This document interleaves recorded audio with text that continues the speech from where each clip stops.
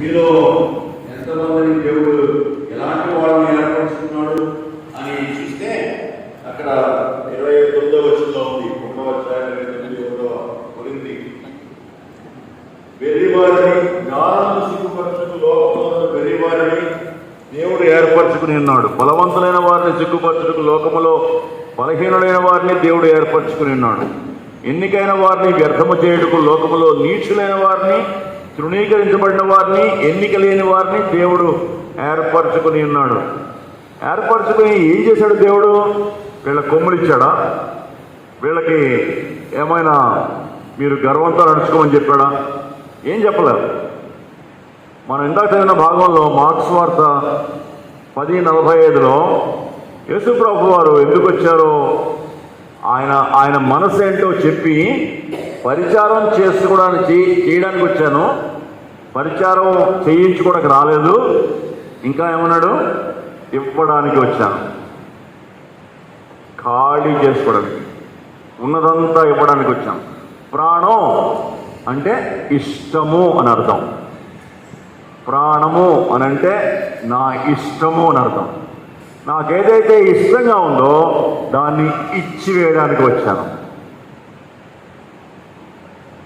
ఇది నాయకుడు, ఆత్మీయ నాయకత్వం అంటే ఇది.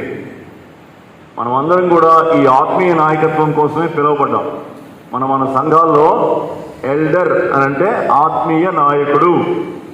ఈ ఆత్మీయ నాయకత్వానికి వచ్చినటువంటి మీకు క్రీస్తు ప్రభు వారి యొక్క మనస్సు లేకపోతే మనమందరం కూడా అన్ఫిట్, మనకి ఆ పేరు ఉండడానికి వీల్లేదు.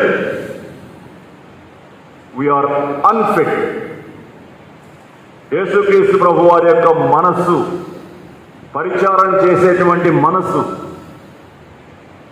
మనకి లేకపోతే మనం ఆత్మీయ నాయకుడుగా ఉండడానికి వీల్లేదు. ఈ లోకంలో ఉండేటువంటి నాయకత్వపు లక్షణాలు అవి వేరు, ఆత్మీయ నాయకత్వపు లక్షణాలు వేరు. మోషే గురించి ఏమన్నాడంటే, ప్రపంచంలో ఉన్న వాళ్ళకందరికంటే కూడా ఆయన సాత్వికుడు, కానీ ప్రపంచంలో ఎవ్వరూ ఎరగనటువంటి గొప్ప నాయకుడు. 20 లక్షల మందిని ఒంటి చేత్తో నడిపించాడు. ఆయనలాగా ఎవరు నడిపించలేదు ఇప్పుడు దాకా. ఆయన ఎంత తగ్గించుకోకపోతే అంత నాయకత్వం దేవుడు ఇవ్వలేదు. ఎంత తగ్గించుకున్నాడు. అందుకనే అన్నాడు సాత్వికుడు. అది దేవుడు చెప్పినటువంటి సాక్ష్యం, మనుషులు చెప్పిన సాక్ష్యం కాదు, దేవుడు ఇచ్చినటువంటి సాక్ష్యం మోసే కోసం. సో ఇక్కడ ఆత్మీయ నాయకత్వం క్రయం చెల్లించే నాయకత్వం. క్రయం చెల్లించాలి, విలువ చెల్లించాలి. ఆత్మీయ నాయకత్వంలో పెత్తనం చేయడం కుదరదు. పెత్తనం ఉండదు. ఇక్కడ పెత్తనం ఉండదు. మనకంటే కింద వాళ్ళు ఎవరు ఉండరు. మనమే అందరికంటే కింద వాళ్ళం. మనకంటే కింద వాళ్ళు ఎవరు ఉండరు. ఆత్మీయ నాయకత్వంలో జ్ఞాపకం పెట్టుకోవాల్సింది, నాకంటే తక్కువ వాడు ఎవడు లేడు ఈ సంఘంలో. నేనే అందరికంటే తక్కువ వాడిని. ఇది లేకపోతే, ఈ మనసు లేకపోతే నువ్వు నేను ఆత్మీయ నాయకత్వం చెయ్యలేము. పక్కన పెట్టి కూర్చోవడం మంచిది. నాకంటే ఈ సంఘంలో తక్కువ వాడు ఇంకోడు లేడు అనే మనస్సు లేకపోతే ఆత్మీయ నాయకత్వం మనం చేయలేం. ఆత్మీయ నాయకత్వంలో ప్రధానమైంది మనస్సు. చేసే కండలు కాదు, పంచరం కాదు, నైపుణ్యం కాదు, మనస్సు. ఎందుకు అంటే మనస్సు ఎందుకన్నామంటే మన ప్రవర్తనకి మనస్సే మూలం. మన ప్రవర్తన, మన మాటలు, మన దృక్పథాలు. ఎందుకు ప్రాముఖ్యం అంటే మనస్సులో దృక్పథాలు ఉంటాయి, అభిప్రాయాలు ఉంటాయి. నువ్వు ఎలాగ ఆలోచిస్తావో అలాగే ప్రవర్తిస్తావు. నీ దృక్పథం ఎలాగ ఉంటుందో నీ ప్రవర్తన అలాగే ఉంటుంది. దృక్పథము అంటే అర్థం ఏంటంటే నువ్వు బయట విషయాల్ని మనసుతో ఎలా చూస్తావు, కళ్ళతో చూడడం కాదు, మనస్సుతో నువ్వు విషయాల్ని ఎలా చూస్తావు దాన్ని దృక్పథం అంటారు. ఒక మనిషిని నువ్వు మనసులో ఎలాగ చూస్తావు, మనసుతో. యేసు ప్రభు వారు మనుషుల్ని చూసినప్పుడు ఆయన ఏమంటారు దాన్ని, కంపాషన్ అంటే కనికరపడి అని ఉంటుంది అన్నమాట. కనికరపడి మనుషులు చూస్తే కనికరపడ్డం, అది ఆయన దృక్పథం. ఎందుకు కనికరపడ్డాడు? వాళ్ళు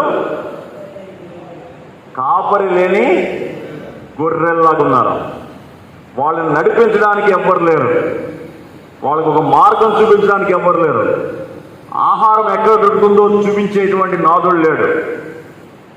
ఏది పడితే తింటున్నారు, ఏది పడితే ఎక్కడ పడితే అక్కడ కడుతున్నారు. అది చూసి అది ఇక్కడ ఉంటుంది. కళ్ళతో చూస్తే మనుషులు బాగానే ఉన్నారు, మంచిగా అన్నం తింటున్నారు, బాగానే బట్టలు వేసుకుంటున్నారు. కానీ దృక్పథంలో మార్పు వస్తే, చూసే విధానంలో మార్పు వస్తే వాళ్ళు ఎవరో మనకు కనిపిస్తారు. యేసు ప్రభు అలా చూసేవాడు. ఆ మనసు దృక్పథం కావాలి. అప్పుడే పరిచారం చేసేటువంటి నాయకుడిగా మనం ఉంటాం. దృక్పథాలు అనేది చాలా చాలా ప్రాముఖ్యం. నీ దృక్పథం ఎలా ఉంది? డబ్బు పట్ల నీ దృక్పథం ఎలా ఉంది? మనుషుల పట్ల నీ దృక్పథం ఎలా ఉంది? పరిచర్య పట్ల నీ దృక్పథం ఎలా ఉంది? చచ్చిపోయిన తర్వాత వెళ్ళే పరలోకం మీద నీ దృక్పథం ఎలా ఉంది? దేవుడిచ్చే బహుమానం మీద నీ దృక్పథం ఎలా ఉంది? ఇవి దృక్పథాలు. ఈ దృక్పథాలు ఎలా ఏర్పడతాయి? మనుషులకి దృక్పథాలు ఎలా ఏర్పడతాయి అంటే, వాళ్ళు దేన్నైతే నమ్ముతారో దాని మీద బేస్ అయ్యి దృక్పథాలు ఏర్పడతాయి. మనం దేన్ని సత్యమని నమ్ముతామో దాన్ని బట్టి దృక్పథాలు ఏర్పడతాయి. నేను ఈ డబ్బు నా జీవితానికి ఇదే ముఖ్యం అనుకుంటే నేను డబ్బుని ఆ విధంగా చూస్తాను. నేను ఒక వ్యక్తిని ఏ దృక్పథంతో చూస్తానో ఆ దృక్పథంతోనే ఆ విధంగానే ప్రవర్తిస్తాను అతని పట్ల. దృక్పథాలు అనేవి మనం నమ్మేటువంటి సత్యాల మీద ఆధారపడి ఉంటాయి. మనం దేన్ని సత్యమని నమ్ముతున్నామో దాన్ని బట్టే మన దృక్పథాలు ఏర్పడతాయి. అందుకనే మనం నమ్మే సత్యం చాలా ఇంపార్టెంట్. మనం నమ్మే సత్యాలు ఏమిటి అని అర్థం కావాలంటే, నేను నిజంగా నమ్ముతున్నానా లేదా అనేది మనకు అర్థం కావాలంటే నమ్మే సత్యమే కార్యాల్లోకి వస్తుంది. మళ్ళీ ఇంకోసారి జ్ఞాపం చేస్తాను.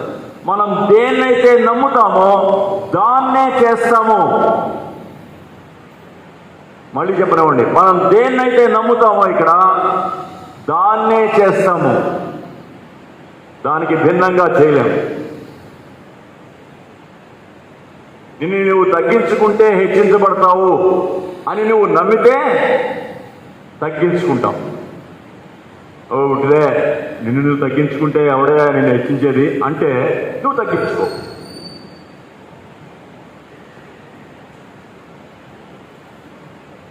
నిన్ను నువ్వు ఉపేక్షించుకుంటే కానీ యేసు ప్రభు నేను వెంబడించలేను అని దేవుని వాక్యం చెప్తుంది. నిన్ను నువ్వు ఖాళీ చేసుకుంటే కానీ నువ్వు నా శిష్యుడిగా ఉండలేవు అన్నాడు ప్రభు. నిన్ను నీవు ఉపేక్షించుకుని ఖాళీ చేసుకుని నీ సిలువ ఎత్తుకుని నన్ను వెంబడించకపోతే నా శిష్యుడిగా ఉండలేవు.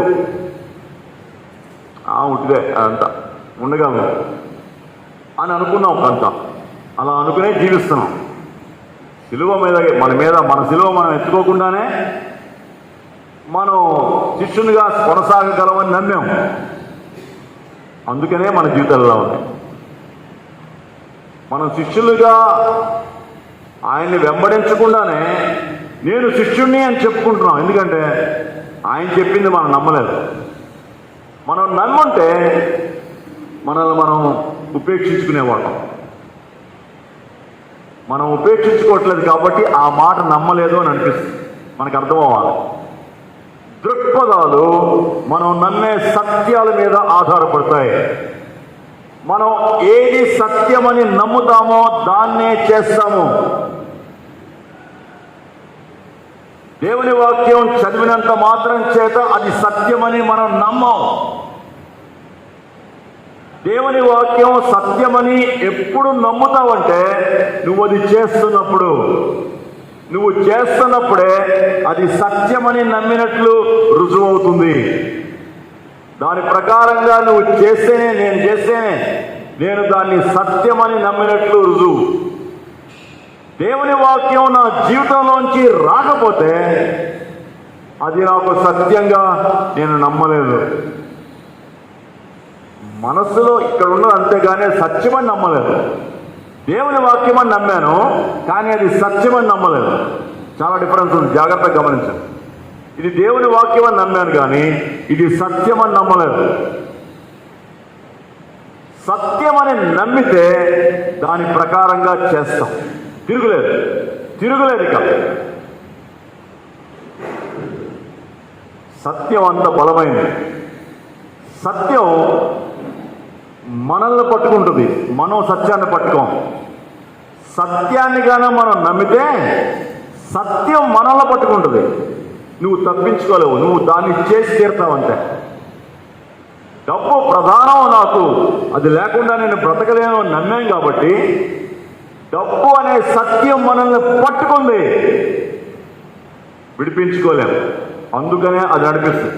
ఏదైతే సత్యమని నమ్ముతామో అది మనల్ని పట్టుకుంటుంది. సత్యం అంత బలమైనది. అది ఒకవేళ అబద్ధం అవ్వచ్చు కానీ నువ్వు సత్యమని నమ్మావు కాబట్టి అది నీ సిస్టంలోకి, నా యొక్క వ్యవస్థలోనికి వెళ్ళిపోద్ది, మైండ్లోకి వెళ్ళిపోయి మనల్ని నడిపిస్తుంది. సత్యం అని దేన్నైతే నమ్మామో అది అంత బలమైంది. కమ్యూనిస్టులు దేన్ని సత్యమని నమ్మారో దానికోసం ప్రాణాలు గడ్డి పూసలాగా ఇసిరేస్తారు. వాళ్ళు సత్యమని నమ్మారు. తుపాకీ నుంచి శక్తి వస్తుంది, విప్లవం వస్తుంది అని నమ్మారు కాబట్టి దానికోసం చచ్చిపోతారు. నువ్వు దేనినైతే సత్యమని నమ్ముతావో అది నిన్ను పట్టుకుంటుంది, అది నిన్ను నడిపిస్తుంది. సత్యం అంత బలమైనది. ఈ సత్యమే దృక్పథాలను మారుస్తుంది, దృక్పథాలను ఏర్పరుస్తుంది.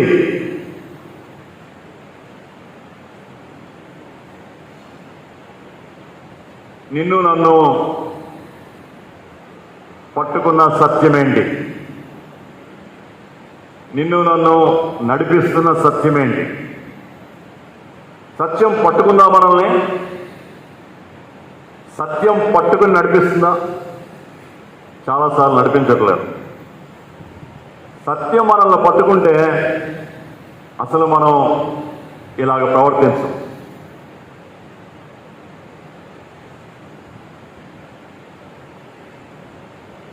మనం నమ్మే సత్యం దీంట్లో ఉంది. ఈ సత్యం దేవుని నోట్లోంచి వస్తుంది, దేవుని ఊపిరిలోంచి వస్తుంది. ఈ సత్యమే దేవుడు, దేవుడే ఈ సత్యం.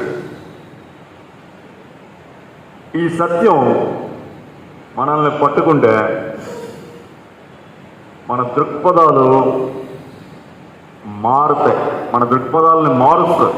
రోమా 12:2 రోమా 12:2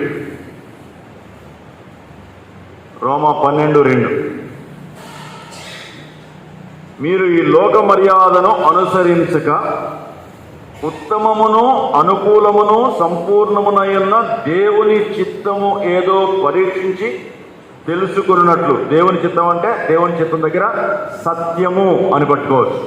దేవుని సత్యము పరీక్షించి తెలుసుకున్నట్లు మీ మనస్సు మారి, తెలుగులో మారి అని ఉంది, ఇంగ్లీష్లో మారుతూ అని ఉంది. ప్రజెంట్ కంటిన్యూస్ టర్మ్ అంటారు, టెన్స్ అంటారు.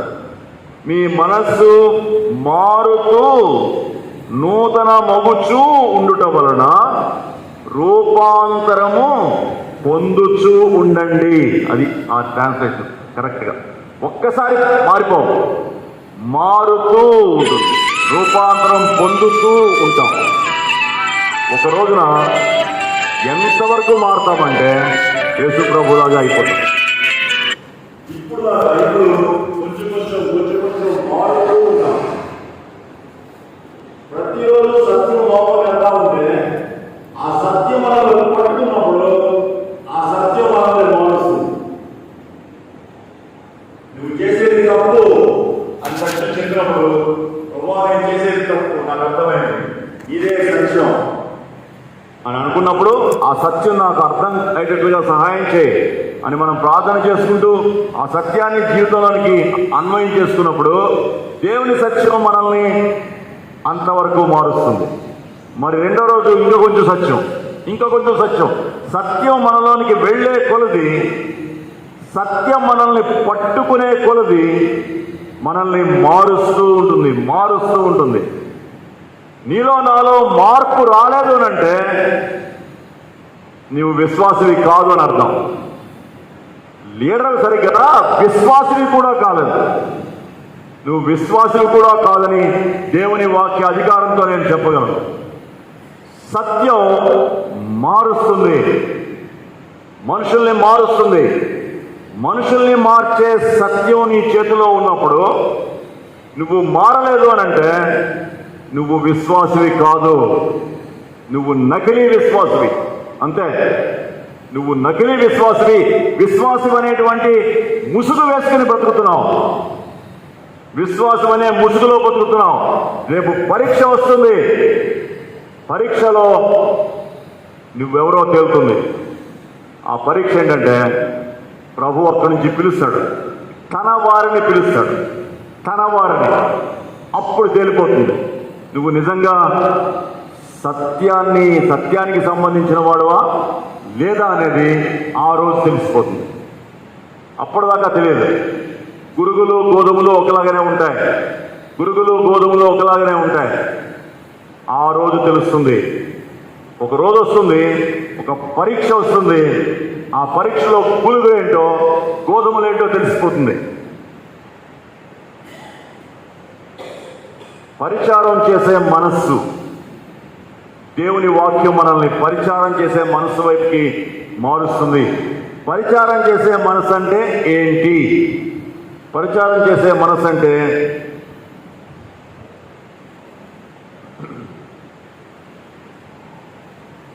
కుంగిన వారిని, నిరాశలో ఉన్న వారిని ప్రోత్సహించే మనసు. పరిచారం చేసే మనసు అంటే కృంగిపోయిన వాళ్ళని, నిరాశలో ఉన్న వాళ్ళని ప్రోత్సహిస్తుంది ఆ మనసు. పరిచారం చేసే మనసు తక్కువ వాళ్ళతో ఉంటుంది. తక్కువ వాళ్ళంటే కృంగిపోయిన వాళ్ళు, పడిపోయిన వాళ్ళు. ఎక్కడుంటే పరిచారం చేసే మనసు అక్కడికి వెళ్తుంది. దేవుడు ఉండేది రెండు చోట్ల. ఎక్కడది? మహోన్నతమైన స్థలాల్లో, రెండోది దీనులు, రెండే చోట్ల. అంతే. మహోన్నతమైన స్థలాలు దీనత్వం కలిగిన వాడు కదా, యెషయా 57 అనుకుంటాం. అంతే, రెండే చోట్ల ఉంటాడు, ఇంకెక్కడ ఉండడు. మనం అక్కడికి వెళ్ళాం, ఇక్కడికి వెళ్ళొచ్చు. కాబట్టి దేవుణ్ణి కలుసుకునే స్థలం ఒకటే ఒకటి. మనకి తగ్గించుకుని కలుసుకోవాల్సిందే, తగ్గింపు మనసుతో కలుసుకోవాల్సిందే దేవుని దగ్గరికి. రెండవ విషయం ఏంటంటే తగ్గించుకునేటువంటి పరిచారం చేసే మనసు ఎప్పుడు కూడా కలిసి పనిచేస్తుంది, కలిసి పనిచేస్తుంది.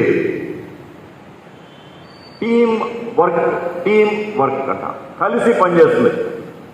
పరిచారం చేసే మనసు లేకపోతే నేను చేయగలను, నువ్వు నాకు అక్కర్లేదు అంటుంది. నాకు సామర్థ్యం ఉంది, నువ్వు నాకు చెప్పక్కర్లేదు. నేను నీతో చెప్పాల్సిన అవసరం లేదు, నేను చేయగలను. పరిచారం చేసే మనసు అందరినీ కలుపుకుంటుంది. నాకు నువ్వు కావాలి, నువ్వు లేకపోతే నేను పని చేయలేను, నేను నీ మీద డిపెండ్ అయి ఉన్నాను, నువ్వు లేకపోతే నేను పని చేయలేను. నిన్ను నాకు దేవుడు పరిచారకునకు హెల్పర్గా ఇచ్చాడు. 5 మంది ఉన్నాం ఎల్డర్స్ని, 5 మంది కలిస్తేనే నేను చేయగలను. నేను లీడర్ని, మీరు లేకుండా నేను చేయగలను. అది పరిచారం చేసే మనసు కాదు, అది గర్వపు మనసు, స్వంత శక్తి మీద ఆధారపడే మనసు. మీరు నాకు కావాలి, మనందరం ఒకటే. ఐక్యత, సహోదరులు ఐక్యత, సహోదరుల ఐక్యత, అది ఎక్కడుంటే అక్కడ ఆశీర్వాదం ఉంటుంది, అక్కడ శాశ్వత జీవం ఉంటుంది, శాశ్వత జీవం ఉంటుంది. సహోదరులు ఐక్యత లేకుండా ఇండిపెండెంట్గా ఉంటే అక్కడ శాపం ఉంటుంది, శాపం ఉంటుంది. ఆ చర్చిలో జీవం ఉండదు, మరణం ఉంటుంది. అక్కడ మరణం ఉంటుంది. అయితే సహోదరులు కలిసి ఉన్నప్పుడు అక్కడ జీవం ఉంటుంది, ఆశీర్వాదం ఉంటుంది.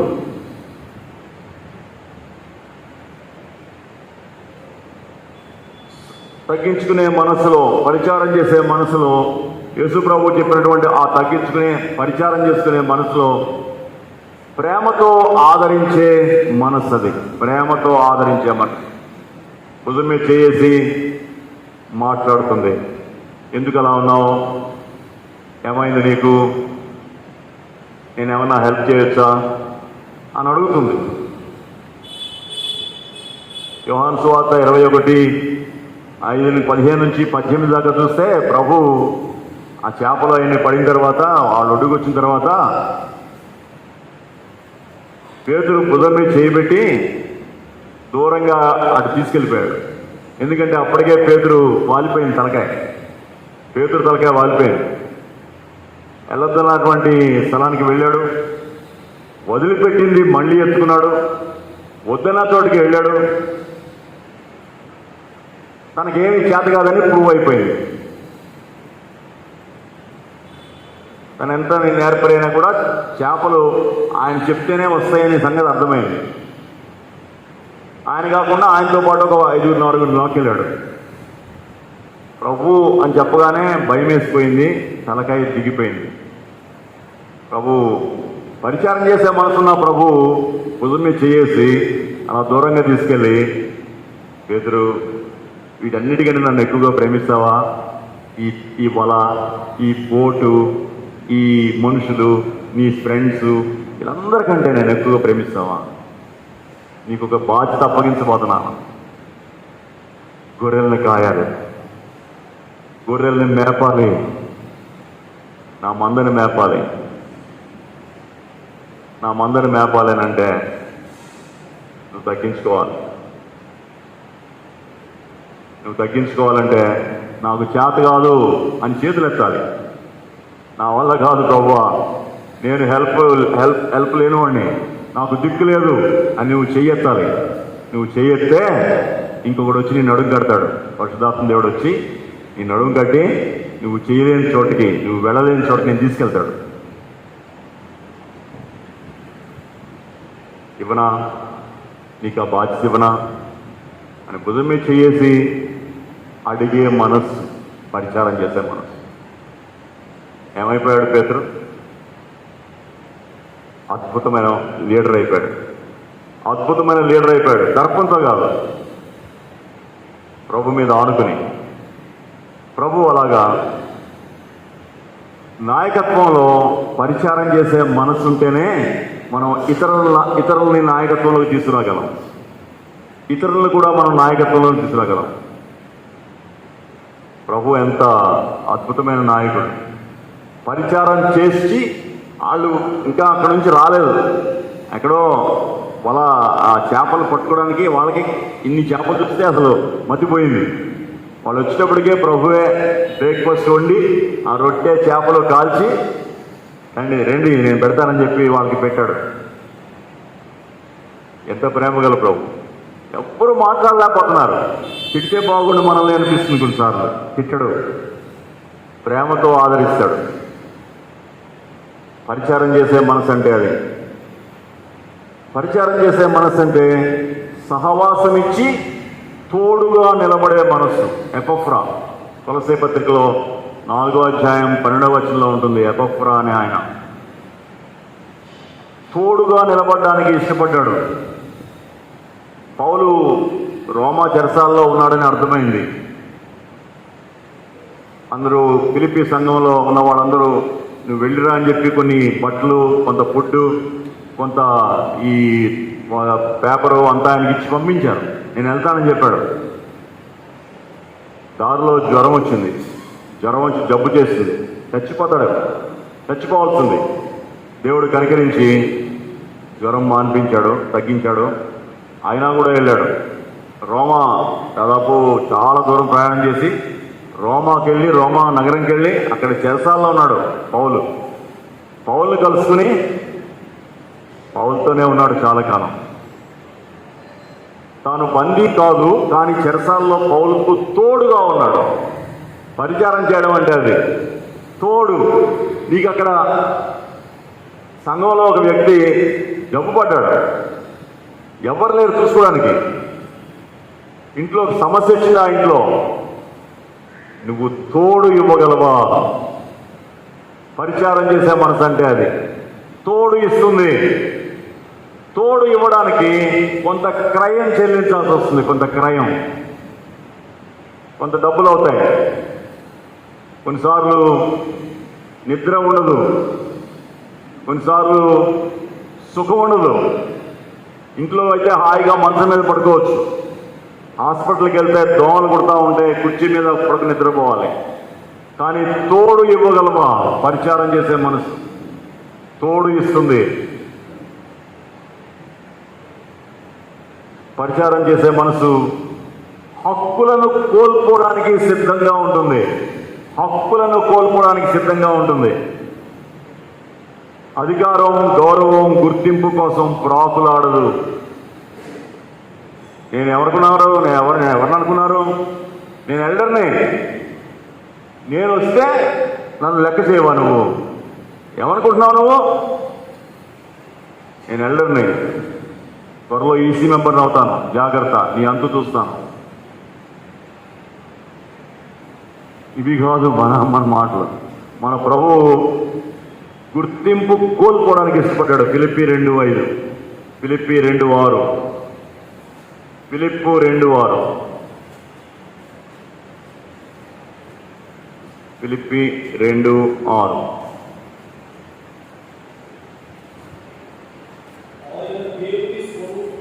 కలవాడై ఉండి దేవునితో సమానముగా ఉండుట. దేవునితో సమానుడు, అది హక్కు. దేవునితో సమానుడికి ఎన్ని అధికారాలు ఉంటాయి? దేవదూతలు వచ్చి మొక్కుతారు. ఆయన ఒక మాట అంటే అయిపోతుంది. దేవుని యొక్క అధికారం అంతా ఆయనకుంటుంది. దేవునితో సమానుడు. ఆయన మహిమ మనుషులు చూడలేరు. దుర్భగాహనమైన తేజస్సులో ఉండేవాడు. దేవునితో సమానుడు. కానీ బాధ్యత నెరవేర్చాల్సి వచ్చింది.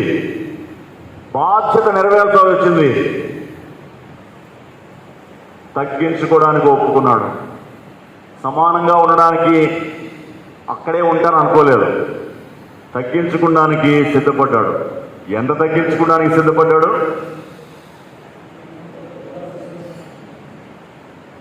మనుషుల పోలికగా పుట్టి. మనుషుల పోలికగా పుట్టడం అంటే, దేవుడు మనుషుల పోలికగా పుట్టడం అంటే అర్థం తెలుసునా మీకు? దేవుడు విశ్వాన్ని సృజించినవాడు. ఆయన చేతిలో విశ్వం అంతా అలా పట్టుకోగలడు. విశ్వం అంటే కొన్ని కోట్ల కోట్ల కోట్ల కోట్ల లైట్ ఇయర్స్ కూడా సరిపోదు విశ్వానికి. అంత విస్తీర్ణం అదే ఆయన చేతిలో సరిపోతుంది. ఇంత విస్తారమైనటువంటి విశ్వాన్ని తన చేతిలో పెట్టుకోగలిగిన వాడు, విశ్వంలో ఒక భూమి మీద నలుసు లాంటి భూమిలోకి, ఆ భూమి మీద ఉన్నటువంటి ఒక మనిషిలోనికి వచ్చి ఒక చిన్న నలుసులాగా ఉండడం అనేది ఎంత తగ్గించుకోవడం. మనం ఇప్పుడు ఒక బిల్డింగ్లో ఒక అంతస్తు 2 అంతస్తుల బిల్డింగ్లో ఉండేవాళ్ళు ఒక పూరి గుడిసెలో 1 సంవత్సరం ఉండమన్నారు అనుకోండి. ఒక పూరి గుడిసెలో ఇలా దూరం వెళ్ళాలి, కిందకి లోపలికి ఇలా దూరం వెళ్ళాలి. ఒక రోజు ఉండేటప్పటికీ అయిపోద్ది మనకి. అంత పెద్ద దేవుడు ఇంత చిన్న శరీరంలో ఇరుక్కోవడానికి ఎంత కష్టం అంటే, నేను గురికి ఆ పోలికి చెప్తున్నాను. ఆయనకున్న విస్తారమైనటువంటి ఆ అధికారాలన్నీ కూడా కావాలని ఆయన పక్కన పెట్టాడు. ఆయన్ని ఎంత హేళన చేసేవాళ్ళో, ఎంత తక్కువగా మాట్లాడేవాళ్ళో. బీద ఇల్లు, ఒక చిన్న కుటుంబం, అలాంటి పరిస్థితుల్లో ఆయన తగ్గించుకున్న విధానం పరిచారం చేయడానికి, బాధ్యత నెరవేర్చాల్సి వచ్చినప్పుడు తగ్గించుకోవాల్సి వచ్చింది. బాధ్యత నెరవేర్చాల్సి వచ్చినప్పుడు తండ్రితో సమానంగా ఉండేవాడు, దేవునితో సమానుడు.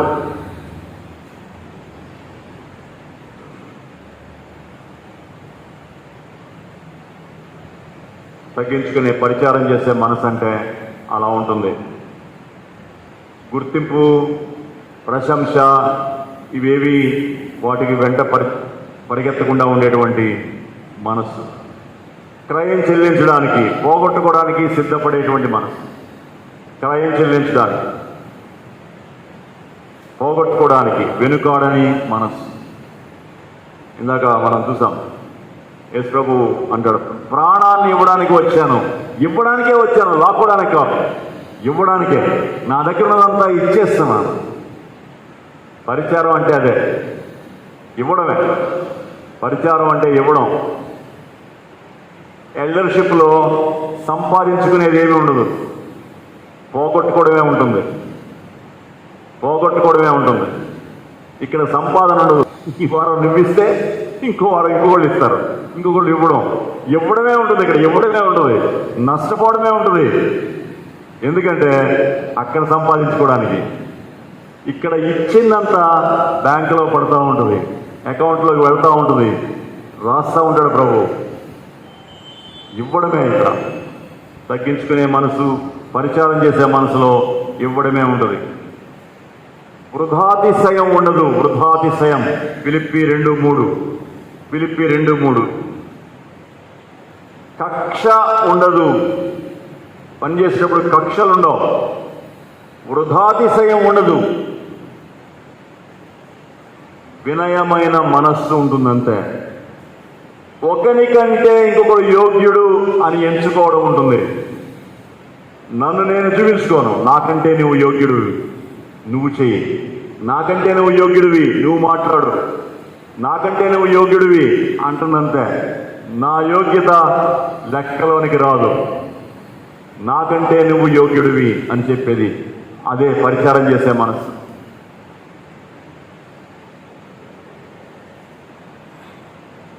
ఒకసారి మన జీవితాలని వాక్యం వెలుగులో ఒకసారి మనం పరీక్ష చేస్తున్నాం. తప్పు ముందు మనం అందరం దోషులుగా ఉండాల్సిందే. ఒకవేళ మీరెవరైనా నేను ఇలా జీవిస్తున్నానంటే దేవునికి ఎంతో వందనాలు, కానీ చాలా విషయాల్లో నేను తప్పిపోయాను, మనం తప్పిపోయాం. యేసు ప్రభువుకి ఉన్నటువంటి ఆ పరిచారం చేసే మనసు, ఆయన వచ్చిందే అని మనల్ని కూడా ఆయన మార్గంలోకి రమ్మన్నాడు. వృధాతిశయం లేదు ఇక్కడ. నేను అనేది లేదు. నేను అనేది లేదు. నువ్వు లేకపోతే మనం. Team work. It's team work. So team work మనంతా కూడా క్రొత్త నిబంధన సంఘ వ్యవస్థ అంతా కూడా టీం వర్కే. కొత్త నిబంధనలో ఎక్కడా కూడా వన్ మ్యాన్ షో లేదు. వన్ మ్యాన్ షో లేదు. అంత టీం వర్క్. ఎల్డర్స్ పెద్దలు పెద్దలు పెద్దలు పెద్దలు పెద్దలు యొక్క ఐక్యతతో, అది సంఘానికి ప్రాణం. పెద్దల యొక్క ఐక్యత. పెద్దలు ఐక్యతతో లేరు అంటే సంఘంలో శాపం వస్తుంది, సంఘంలోకి మరణం వస్తుంది. దానికి నువ్వు నేను కారణమైతే ఆ శాపం మన ఇంటి మీద కూడా పడుతుంది, మన పిల్లల మీద కూడా పడుతుంది. సంఘంలో ఐక్యతే ప్రాణం. ఎల్డర్స్ అందరూ కూడా ఒక్కలాగా ఉండాలి, ఒక కుటుంబంగా ఉండాలి. మీరు ఏకంగా ఉంటే సంఘం అంతా ఏకంగా ఉండదు. మీలో చీలికలు వస్తే సంఘంలో చీలికలు వస్తాయి. మీరు ఆత్మీయంగా ఎదుగుతుంటే సంఘం ఆత్మీయంగా ఎదుగుతుంది. మీకు పరిచారం చేసే మనసు ఉంటే సంఘానికి పరిచారం చేసే మనసు వస్తుంది. దేవుడు మీ మీద, మన మీద, మీ మీద కాదు, మన మీద మనల్ని నమ్మి సంఘ బాధ్యతలు మన చేతిలో పెట్టాడు. ఆ దేవుణ్ణి మనం డిసప్పాయింట్ చేయకూడదు. దేవుని యొక్క మాటలు మనతో మన హృదయాన్ని సిద్ధపరచునుగాక. ఆమేన్.